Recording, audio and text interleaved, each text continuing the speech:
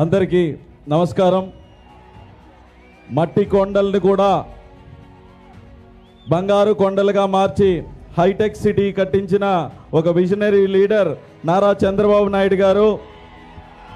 అలాగే సొంత డబ్బుల్ని కూడా కౌలు రైతుల కోసం, మత్స్యకారుల కోసం ఏ కష్టంలో ఉన్నా సొంత డబ్బుల్ని ఖర్చు పెట్టేసే జనసేన పార్టీ అధినేత పవన్ కళ్యాణ్ గారు.